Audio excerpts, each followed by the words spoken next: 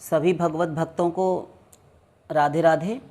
आप सभी ये ना सोचें कि आज हम सामने क्यों नहीं बैठे हैं बोलने के लिए। देखिए, आप पिछली वाली कुछ वीडियोस देखेंगे तो उसमें जो हमारे जो सीधे साइड का जो चेहरा है उस पर यहाँ पर कहीं साइड पे थोड़ी सी एक बड़ी एक गांठ है। वो 2.5-3 महीने हो गए तब से थी। आपने नोटिस किया होगा, हम थोड़ा घूम कर बैठते हैं, बीच बीच में इधर उधर देखने पर आपने देखा होगा कि वो नज़र आती है, आप नोटिस कर पाएंगे। किंतु वो अचानक से ही अभी 7-8 दिन से बहुत ज़्यादा बढ़ गई है, तो जिसकी वजह से बहुत अधिक पीड़ा है उसमें। किंतु भगवत भक्तों के सवाल आए हुए हैं, ऐसे प्रश्न हैं, उनके लिए हम समय दे रहे हैं। उसमें कोई काट छाँट हम करना नहीं चाहते, क्योंकि भक्तों का समय हम नहीं छीनना चाहते। ऐसा नहीं कि हम सामने आकर नहीं बोल सकते, किंतु वो फिर कई भक्तजन हैं ऐसा प्रश्न करने लगते कि कोई गुरुजी कहते, कोई महाराज जी कहते, तो फिर हमें अच्छा नहीं लगता कि क्या हो रहा है, ये क्या हो गया।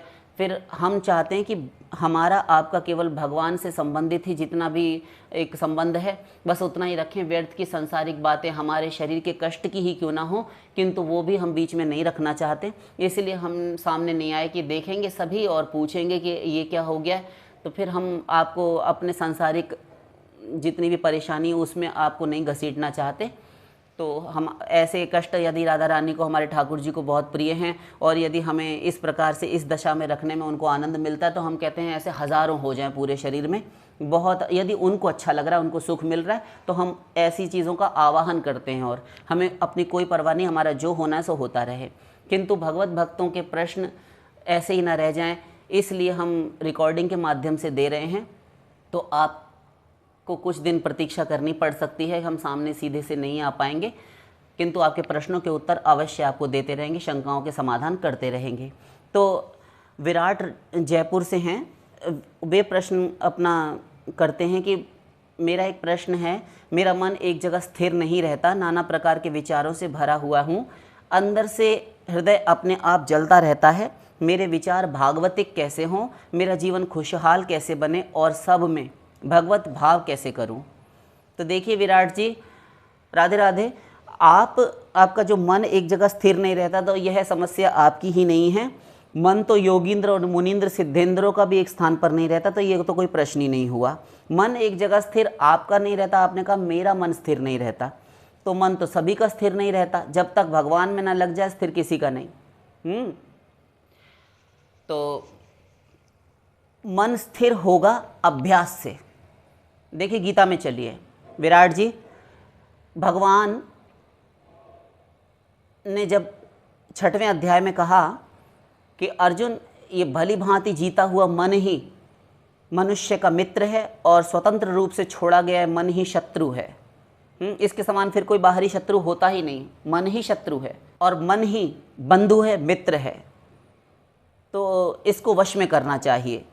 तो अर्जुन घबरा गए और प्रश्न करते हैं, चंचलम हि मनः कृष्ण प्रमाथि बलवदृढ़ तस्याहम निग्रहम मण्ये वायोरिव सुदुष्करम। हे श्री कृष्ण, मन अत्यंत चंचल है, प्रमाथि बलवदृढ़ और अत्यंत शक्तिशाली है, तस्याहम निग्रहम मण्ये, इसका निग्रह करना, इसको वश में करना, नियमन में लाना, शासन में रखना, वायोरिव सुदुष्करम, जैसे हवा को पकड़ने के समान सुदुष्कर कार्य है, असंभव सा लगता है। तो भगवान ने डांटा नहीं, अगले ही श्लोक में भगवान कहते हैं, असंशयम महाबाहो मनः दुर्निग्रहम चलम। हे महाबाहु अर्जुन, असंशय, इसमें कोई डाउट नहीं है जो तुम कह रहे हो। डांटा नहीं कि हम तुमसे कह रहे हैं वश में करना पड़ेगा, बकवास मत करो, नहीं तो हम जा रहे हैं, ऐसा नहीं कहा। भगवान झल्लाए नहीं, भगवान ने स्वीकार किया, असंशयम महाबाहो मनः दुर्निग्रहम चलम। दुर्निग्रह है, अत्यंत कठिनाई से वश में आने वाला और चंचल है। किंतु पूरा श्लोक करते करते नीचे के अर्धाली में भगवान ने स्वीकार किया और उपाय बताया कैसे वश में करें। अभ्यासेन तु कौन्तेय वैराग्येण च गृह्यते। हे कुंती नंदन, अभ्यास से और वैराग्य से यह मन अनंत जीवों ने भगवत भक्तों ने वश में किया है, अभ्यास और वैराग्य से। तो इन दो शब्दों को हमें पकड़ना होगा, श्री भगवान के इन दो शब्दों को लेकर चलते हैं। कैसे वश में होगा? आपने कहा मन अस्थिर है, और भी जो भगवत भक्त सुन रहे हैं वे सभी इसी के अनुसार अपने प्रश्नों का भी उत्तर ले लें। जिनका भजन के समय, जाप के समय, सेवा उपासना के समय मन भटकता है वे इस उपाय का अवलंबन लेकर अपने मन को वश में करने का अभ्यास कर सकते हैं। क्या? भगवान का पहला शब्द है अभ्यासेन तु कौन्तेय वैराग्येण च गृह्यते। तो अभ्यास से। क्या अभ्यास? तो भगवान कहते हैं यतो यतो निश्चरति मनश्चंचलम स्थिरम ततस्ततो नियम्यैतत् आत्मन्नेव वशम नयेत। गीता 6वां अध्याय। भगवान कहते हैं कि यतो यतो निश्चलति मनश्चंचलम स्थिरम, ये चंचल और अस्थिर डांवाडोल रहने वाला मन जहाँ जहाँ जाए, ततस्ततो नियम्यैतत्, इसको वहाँ वहाँ से नियमन में करके इसको आज्ञा देकर शासन में लाए। आत्मन्नेव वशम नयेत, और आत्मा में ही निरूपित करे। अर्थात आत्मा से शब्द का अर्थ है भगवान मुझ में लगाना। युक्त आसीत मत्परः, मुझ में लगाए। हम नहीं समझे, डिटेल कीजिए। देखिए आपका मन जब भटके, आप देखें कि हम हाथ में हमारे माला चल रही है, रसना जीवा मुख में घूम रही है, हरे राम राम राम हरे हरे, हरे कृष्ण कृष्ण कृष्ण हरे हरे जप रहे हैं, राधे राधे राधे राधे जप रहे हैं, राम राम राम राम जप रहे हैं, या जो भी मंत्र आपके गुरुदेव ने दिया हुआ है वो आप जप रहे हैं। और आप मन की गतिविधियों पर एक एक इसकी हरकत पर नज़र रखिए, क्योंकि आप तो आत्मा है ना, आप सबके स्वामी हैं। और आपके बाद नंबर आता है बुद्धि का। अब बुद्धि मन की शासिका है, किंतु मन इतना दुष्ट है कि बुद्धि शासिका है, सदा से ये नियम है वेद का, किंतु यह मन उस बुद्धि पर हावी हो जाता है, इसको दबाकर बुद्धि को भ्रष्ट कर देता है। और बुद्धि नाशात प्रणश्यति, बुद्धि जिसकी नाश हो गई उसका समूचा नाश हो जाता है, क्योंकि उसका विवेक जाता रहता है। इसलिए बुद्धि ही शासिका होनी चाहिए। तो आप बुद्धि को ऑर्डर दीजिए, गवर्न कीजिए इस मन को, बुद्धि को ऑर्डर दीजिए, बुद्धि मन को आदेश देगी। और जब मन को आदेश बुद्धि देती है तो इंद्रियां भी कंट्रोल में रहती हैं। क्योंकि इंद्रियां स्वतंत्र रूप से कुछ नहीं कर सकती। जब मन जाता है तब इंद्रियां पीछे से जाती हैं, क्योंकि मन लगाम है और बुद्धि उसको भी कंट्रोल में करने वाला सारथी है। और सारथी को ऑर्डर कौन देता है? ड्राइवर को। पीछे बैठा हुआ मालिक जो कार में सफ़र कर रहा है, इधर गाड़ी लो राइट हैंड पर और जाकर लेफ़्ट मुड़ जाना, लेफ़्ट में भी लेफ़्ट एक गली है, वहाँ जाना है हमको इस पते पर। ठीक है साहब। तो आप हुए पैसेंजर, यात्री। आप इस बुद्धि रूपी सारथी को, ड्राइवर को आदेश दीजिए। ड्राइवर मन रूपी लगाम एक्सीलरेटर को सही से चलाएगा, तब चारों पहिए सही एक दिशा में चलेंगे और आपका वाहन सही सही ठिकाने पर पहुंचेगा। और यदि स्वतंत्र छोड़े पांचों घोड़े और ये मन रूपी लगाम ऊट पटांग आपको चलानी नहीं आई, तो आपका वाहन खाई में जा गिरेगा और अनंत जन्मों तक यही हुआ। आप बता रहे थे अभ्यास, हाँ तो बता दिया कि आप आदेश दीजिए। आप देखिए जब माला आप कर रहे हैं, नाम जप कर रहे हैं, भजन कर रहे हैं, साधना कर रहे हैं, तो उस समय पर मन पर नज़र रखिए। पीछे बैठा हुआ यात्री गाड़ी में जो सारथी है, ड्राइवर, उसको देखे कि ये कर क्या रहा है, इसका ध्यान क्या है। इसने शराब पी हुई है, मक्कारी कर रहा है, गाड़ी इधर उधर देखकर चला रहा है, गाने भी गा रहा है, फ़ोन भी चला रहा है, साथ में कंधे पर रखकर टेढ़ी गर्दन करके कान में दबाकर दोनों हाथों से गाड़ी चला रहा है। ठीक से चला, ऐसे आदेश देना। तो आप अपनी बुद्धि को नियंत्रित कीजिए और इस मन को देखिए कि कहाँ जा रहा है, कि मैं माला करने आसन पर बैठी हूँ अथवा बैठा हूँ और ये कहाँ कहाँ भटक रहा है, बदतमीज़ी की हरकत कर रहा है। चलो इधर आओ। तो भगवान का कहने का अर्थ यही है, यतो यतो निश्चलति मनश्चंचलम अस्थिरम, ये डावाडोल अस्थिर रहने वाला चंचल मन जहाँ जहाँ जाए, ततस्ततो नियम्यैतत्, वहाँ वहाँ से इसको पकड़ कर लाए। चलो प्रियालाल की शरण में, उनका ध्यान करो। ये देखो सुंदर राधा रानी ने कितना सुंदर लहंगा अथवा नीली साड़ी पहनी हुई है, उनकी कंचुकी कितनी सुंदर है, वस्त्र आभूषण कितने सुंदर हैं, कितनी सुंदर बुलाक नथ बेसर पहनी हुई है, कर्णफूल ताटंक कर्ण युगल में कितने सुशोभित हो रहे हैं, कितनी सुंदर मणियाँ और रत्न जड़े हुए हैं। ठाकुर जी का किरीट मुकुट, रत्न जड़ित मुकुट, मणियों से जटित मुकुट है, मणियों से जड़ी हुई मुरली है, कितने सुंदर कांचनी बंधी हुई है, कितने सुंदर हार वक्षस्थल की शोभा बढ़ा रहे हैं। वनमाला कितनी सुंदर है, जिस पर झुंड के झुंड भंवरे मिलकर टूटे पड़ते हैं मधु के लोभ से। ऐसी छवि का बार बार इन पंक्तियों से ये प्रलोभन देकर, क्योंकि मन ना बड़ा ये लोभी है, इस मन रूपी मधुप को, इस भंवरे को लोभ दीजिए, तो श्री कृष्ण से बड़ा लोभ और कहाँ होगा। इस प्रकार से लोभ दे देकर इस मन रूपी भ्रमर को, जो सब पुष्पों पर, सांसारिक गंदे पुष्पों पर जाता है, इसे खींचकर भगवान के चरण कमलों में, राधा रानी के चरण कमलों में लगाइए। इसको प्रलोभन देकर जैसे ये चालाकी से आपको फंसा कर ले जाता रहा अनादिकाल से अनंत काल तक, अब तक ऐसे ही आप अब इसको चालाकी से, आप चैतन्य हैं, मन जड़ है, आप परम विशुद्ध हैं, मन घोर गंदा है, आप पर ये शासन कर रहा है। आपको सोचना चाहिए कि उल्टा काम हो रहा है, तो आप इस मन को प्रलोभन देकर अब स्वयं इसे खींच कर लाइए। अब आप इस पर शासन कीजिए। तो मन को इस प्रकार लोभ देकर लाइए कि चलो तुम इन गंदे संसारिक विषयों में सुख मानते रहे, मिला तो कुछ नहीं, हमारा भी सर्वनाश तुमसे दोस्ती करके तुम्हारी बात मानने के कारण आज तक होता रहा। हम तुमको वास्तविक रस कहाँ है वहाँ ले चलते हैं, केवल बताएंगे नहीं, तुम्हें वास्तविक रस दिलवाएंगे भी। तो ले आइए इसे खींचकर, इस प्रकार अभ्यास कीजिए। जब जब जाए होश में आइए, कहाँ भटक गया, दुकान में चला गया, मकान में चला गया, वहाँ चला गया, एक मित्र की बात याद आ गई, कुछ कर रहे हैं, कुछ तमाम बातें याद आती हैं पूजन के आसन पर, नाम जप करते हुए, साधना उपासना करते हुए। तो इन सारी बातों को जब हम देखेंगे कि ये मन वहाँ वहाँ भटक रहा है, तब हम खींचेंगे, ये हम क्या सोचने लगे। जब माला हम कर रहे हैं, हमको 1-2 घंटा देना ही है, शरीर से हम बैठे ही हैं, तो मन तो लगा लें साथ में। इसको कहते हैं सासंग भक्ति। और मन को माइनस करके, मन संसार में है, माइक विषयों में, प्रपंच में है, भोगों की बातें सोच रहा है, सब जगह भटक रहा है, और शरीर से माला चल रही है, जीभ चल रही है मुख में, और पूजन इत्यादि भी हो रहा है, इंद्रियों से, हाथ पैरों से दर्शन हो रहा है मूर्ति का, ये सब कुछ हो रहा है, किंतु मन नहीं है। तब वह हुई अनासंग भक्ति। तो हमें सासंग भक्ति करनी है। तो मन इस प्रकार अभ्यास से, और वैराग्य दूसरा शब्द था, भगवान ने कहा था वैराग्य का, संसार से मन हटाना। भगवान से हटकर जितने भी माइक पदार्थ बचे, उतने से भगवान के नाम, ध्यान दीजिए, नाम, रूप, लीला, गुण, धाम और भगवान के संत भक्त परिकर अपना गुरु, ये 6 में ही मन रहे तो ये मन भगवान में ही माना जाएगा। ये आचार्यों द्वारा, शास्त्रों द्वारा, आप्त प्रमाण द्वारा अनुमोदित है। इन 6 में मन रहने से आपको पूर्ण भगवान का लाभ होता है। 7वां आपका घाटे का सौदा है, वह हानि हो जाएगी। तो और कहीं मन ना जाने पाए, इतने में कहीं भी लगाइए, चाहे नाम में लगा दीजिए, चाहे बरसाना में लगा दीजिए, चाहे आप गोलोक में लगाइए, और चाहे वृंदावन में, गोकुल में लगाइए, चाहे वृंदावन के किसी मंदिर में लगा दीजिए।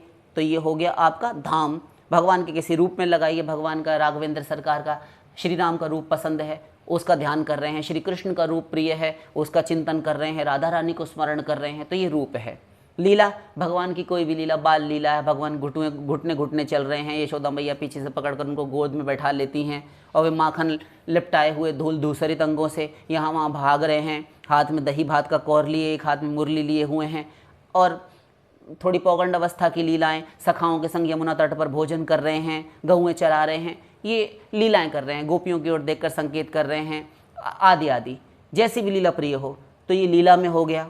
तो भगवान के किसी नाम में, जो भी नाम प्रिय हो उसका अवलंबन लीजिए। तो नाम, रूप, लीला, भगवान के गुण, भक्तवत्सल हैं, अकारण करुणा वरुणालय हैं, दया सिंधु हैं, करुणा निधान हैं, ढूंढ ढूंढ कर पापियों का उद्धार करने वाले हैं, पतित पावन हैं, दुष्टों को भी अपना लेने वाले हैं, शरणागति मात्र से शरण में जाने पर अपना लेते हैं, पाप नाश कर देते हैं, भक्तों के अपना लोक दे देते हैं, पूतना को भी विष पीकर, उसका विष मिश्रित दूध पीकर भी उसका उद्धार कर दिया। ऐसे भगवान हैं। तो ये उनके गुण हैं, पतित पावनत्व आदि, अधम उदाहरण हार आदि, ये सारे गुण हैं भगवान के। भक्तवश्यता, भक्तवत्सलता, भक्तवांछा कल्पतरु, ये सारे गुण हैं। तो भगवान के नाम, रूप, लीला, गुण और धाम, धाम भी बता दिया, वृंदावन में रहे। और कोई भी संत भक्त परिकर यदि आप स्मरण कर रहे हैं, मीरा जी का चिंतन कर रहे हैं, गोपियों का, महाभाग्यवती गोपियों का, बाल सखाओं का, बाबा नंद का, मैया यशोदा का, अन्य अन्य भक्तों का, लीला परिकरों का, और अपने गुरु का यदि स्मरण कर रहे हैं, तब भी आपको शेष पिछले 5 वाले, और जो यदि धाम में हैं तब अपने गुरु समेत सबका फल, और यदि नाम में हैं तब गुरु भी उसमें अंडरस्टूड है। और इसी प्रकार 6 के 6 आपस में, एक का चिंतन करने पर शेष 5 और एक का चिंतन करने पर बाकी शेष 5, ये सब एक दूसरे में रहते हैं। ये 6 का नाम भगवान ही होता है। भगति भगत भगवंत गुरु चतुर नाम बपु एक, इनके पद बंधन किए ना सत बिघन अनेक।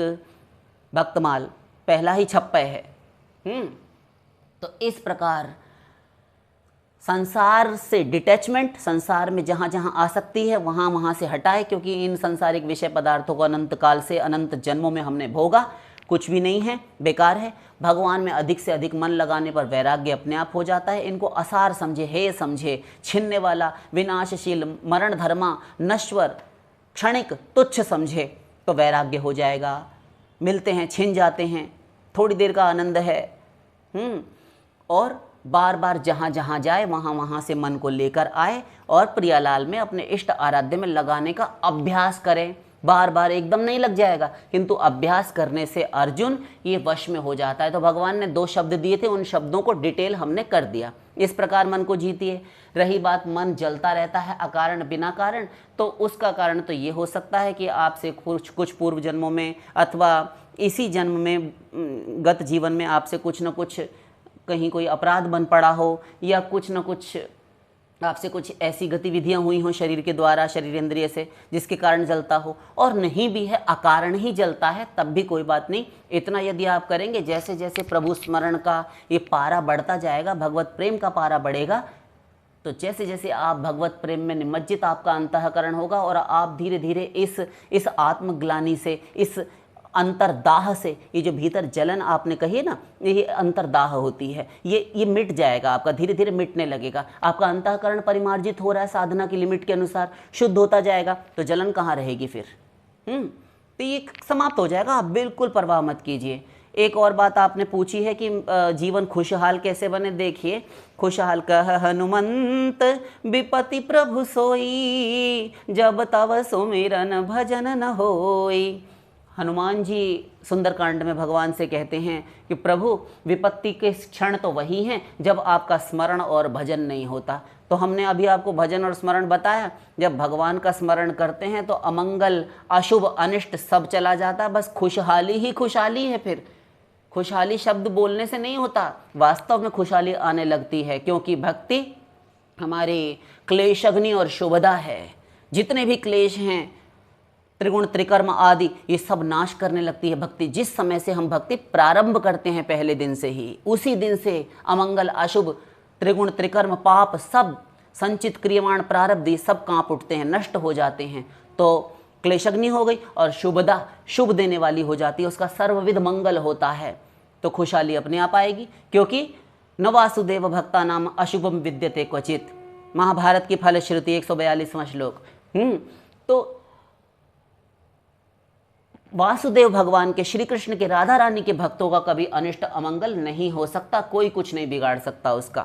तो खुशहाली हो ही गई, क्योंकि भगवान सदा सहायी होते हैं उस पर, सदा भगवान की दृष्टि में होता है भक्त, तो खुशहाल तो होगा ही होगा। सारे मार्ग के कांटे समाप्त, ये भी हो गया। अब बचा आपका कि सब में भगवत भाव कैसे रखूं। तो भगवत भाव रखने का उपाय यही है, यो मयि पश्यति सर्वत्र सर्वं च मयि पश्यति तस्याहं न प्रणश्यामि सच में न प्रणश्यति। जो मुझे सब जगह देखता है, सबको मुझ में देखता है, और सब कुछ मुझ में देखता है, और सब वस्तु प्राणी पदार्थों में मुझे देखता है, वही वास्तव में देखता है। तस्याहम न प्रणश्यामि सच में न प्रणश्यति। उसके लिए मैं, उसकी आंखों से, और उसकी आंखों से मैं, और मेरी आंखों से वो कभी भी ओझल नहीं होता। सदा एक दूसरे को हम देखा करते हैं, सदा मेरी दृष्टि में वह और उसकी दृष्टि में मैं रहते हैं। ये अर्थ है इस श्लोक का। गीता। तो सब में भगवत भाव हो गया। खम वायुमग्निम सलिलम महीम च ज्योतिषि सत्वानि दिशो द्रुमादीनि सरितत् समुद्रांश्च हरेः शरीरम यत्किंच भूतम प्रणमेदनन्यः। भागवत। उद्धव जी से कहते हैं श्री कृष्ण कि उद्धव, पृथ्वी, जल, तेज, वायु, आकाश, ये शिशुमार चक्र, ये भुवन कोश, ये सोलर सिस्टम, ये ग्रहमंडल, ये तारिकाएं, नक्षत्र मालिकाएं, ये मेघमाल, ये मेघ समूह, और जितने भी स्थावर, जंगम, चेतन, जड़, कृत्रिम, ये वृक्ष, वनस्पतियां, पेड़ पौधे, औषधियां, मनुष्य, नारी, नर, जितनी भी वस्तुएं हैं, सरितत् समुद्रांश्च, नदियां और समुद्र, ये भी, ये हरे शरीरम, ये पर्वत हैं, जो कुछ भी है, कंकर पत्थर, तो इन सब के रूप में मैं ही हूं, मेरी ही अभिव्यक्तियां हैं। ये संसार में जो कुछ भी देखा, सुना और समझा जाता है, और जो नहीं दिखाई देता, अदृश्य है, अप्रत्यक्ष है, वह सब भी मैं ही हूं। ये भगवान कह रहे हैं उद्धव से। तो आपको भगवान के वाक्यों पर भरोसा रखना चाहिए, विश्वास होना चाहिए। इस प्रकार भगवत भाव बन जाएगा। सिया राम मैं सब जग जानी, करऊं प्रणाम जोरी जुग पानी। सीताराम मैं संसार की स्त्री पुरुषों को जानकर मैं अपने दोनों हाथों को जोड़कर उनको प्रणाम करता हूँ। हो गया भगवत भाव रामायण। फिर उमा जे राम चरण रत, विगत काम मद क्रोध, निज प्रभु मय देखहि जगत, केहि सन करहि विरोध। हे उमा पार्वती, जो प्रभु के चरणों में प्रेम करने वाले हैं, वे काम और क्रोध मद अभिमान से छूटे हुए हैं, असंस्पृष्ट हैं, अछूते हैं। वे अपने प्रभु में ही देखते हैं सारा संसार, सब जगह मेरे प्रभु ही हैं और कुछ है ही नहीं, द्वैत है ही नहीं। और जब द्वैत नहीं, केवल एक भगवान ही हैं। अपनी हूँ सुधि ना रही, रहे हो एक नंदलाल। तो जब सब जगह भगवान ही दिखाई दे रहे हैं, तब फिर किससे बैर विरोध करें? जिससे करें तो द्वैत होगा, फिर भगवान कहाँ देखे उसमें हमने। और जब भगवान दिख रहे हैं तो द्वैत हो नहीं सकता फिर, और अपने भगवान से कोई द्वेष कर ही नहीं सकता, विरोध कर ही नहीं सकता। इस प्रकार देखिए, तो धीरे धीरे आपकी बुद्धि भागवतिक हो जाएगी, आपकी दृष्टि भी भागवतिक हो जाएगी। आशा करते हैं आपका उत्तर डिटेल में आपको मिल गया होगा। आप अपने मन को शांत रखिए, अभ्यास कीजिए, बार बार मन जहाँ जहाँ जाता है वहाँ से हटाने का, और थोड़ा सा वैराग्य लाइए संसार से। ये थोड़ी गॉसिप्स कम कीजिए, अगर नहीं करते तो अच्छी बात है, लेकिन जो बाकी लोग कर रहे होते हैं ये सोशल मीडिया पर और व्हाट्सएप पर या फिर इंस्टा पर आप लगे रहते हैं, कहीं जो भी सोशल मीडिया के आपके प्लेटफॉर्म्स हैं बहुत सारे, इन सब पर जाने से बचिए। अभी 8-10 साल पहले चले जाइए तो वहाँ के लोगों को देखिए, उनके जीवन बहुत शांत हुआ करते थे। उस समय पर फ़ोन नहीं होता था, बहुत लोग अच्छी तरीके से अपना जीवन यापन करते थे, ऐसी अशांति नहीं बढ़ती थी। ये ठीक है कि फ़ोन अब है तो बहुत सारी प्रॉब्लम्स का सल्यूशन भी आ गया है और बैठे ठाले आराम से बात हो जाती है, किंतु 2-4 समस्याओं का निदान इसने किया, किंतु 1 लाख समस्याएँ बढ़ा कर रख दी। अनिद्रा का शिकार हो रहा है आज का युवा वर्ग, टेंशनें हो जाती हैं, परेशान हो जाते हैं, देर रात सोते हैं, सवेरे घोड़े बेचकर जब नाक पर दिया रख कर उठते हैं। तो ये नहीं होना चाहिए। टाइम से सोइए, टाइम से जागिए, क्योंकि भगवत भक्त के लक्षण ने श्री कृष्ण कहते हैं, नात्यशनतस्तु योगोस्ति न च एकांतम अनश्नतः।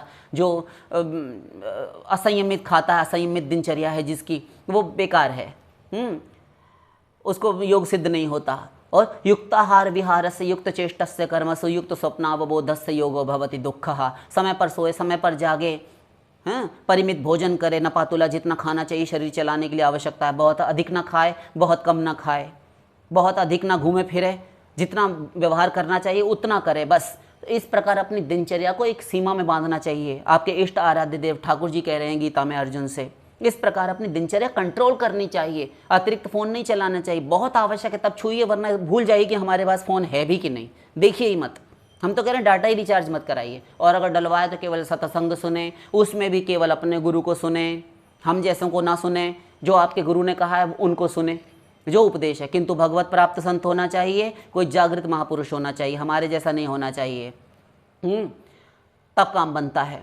और व्यर्थ लल्लो चप्पो ना करें, व्यर्थ की पुस्तकें ना पढ़ें, व्यर्थ की बातें पढ़ना भी कुसंग होता है। इस प्रकार बचेंगे ना तो बिना मतलब का जो कचरा हम दिन भर 24 घंटे इकट्ठा करते हैं, फिर हम जब सोने जाते हैं तो हमको वही याद आता है, और ये सूक्ष्म शरीर में जा जाकर इकट्ठा होता रहता है। जैसे फ़ोन में वायरस आ जाता है, तो ये फिर कई बार उसको सॉफ्टवेयर है, ये तो मैं अपडेट करवाना पड़ता है। ऐसे ऐसे लोग पता नहीं क्या बकते झकते हैं, हमको नहीं पता, हम सुनते हैं।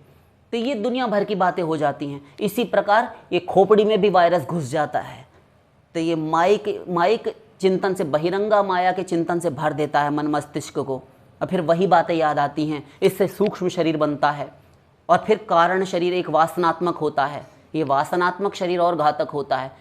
सूक्ष्म शरीर भी छूट जाता है, किंतु वासनात्मक शरीर, कारण शरीर बना रहता है। महाप्रलय में भी नाश नहीं होता, क्योंकि जब शरीर लेकर आएगा, नए ब्रह्मा सृष्टि रचेंगे, फिर शरीर लेकर आएगा, फिर यदि भगवत प्राप्ति कर ली तब समाप्त होगा, और नहीं तो भटकेगा वह 84 लाख में। इतना बारीक सूक्ष्म विज्ञान है, ये गुरु लोग नहीं बताते, ये तथाकथित गुरु लोग, इनको खुद ही नहीं पता तो ये बताएंगे क्या।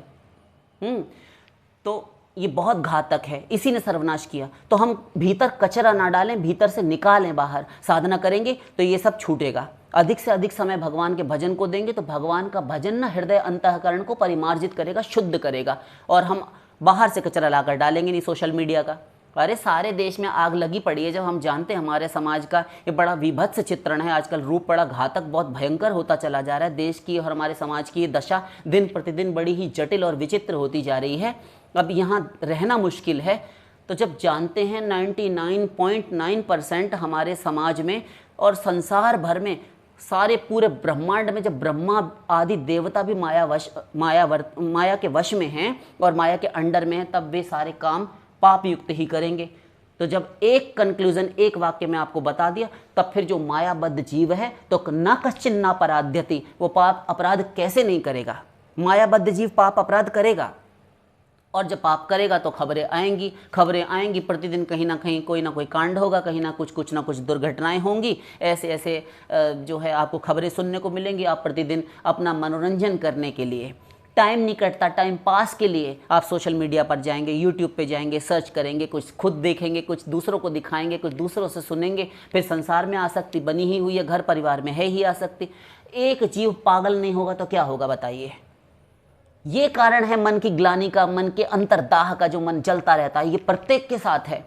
तो हम यही कहेंगे सर्वसाधारण से, सभी भगवत भक्तों से और आपसे भी, आपके प्रश्न के माध्यम से कई भक्तों का, कई श्रोताओं का कल्याण होगा।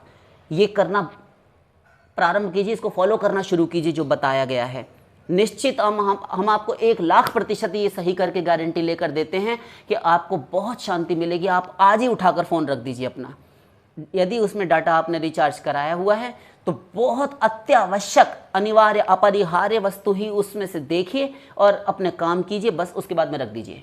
डाटा उतना ही रिचार्ज कराइए जितना आपका सत्संग, आपका लाभ हो सके, आपका परमार्थ बन सके। शेष आप कुछ देखिए मत। ये जान लीजिए कि सारे संसार में सब कुछ हो रहा है, कलयुग का बोलबाला है। अभी तो प्रथम चरण बढ़ाया है कलयुग ने, अभी तो युवा भी नहीं हुआ कलयुग।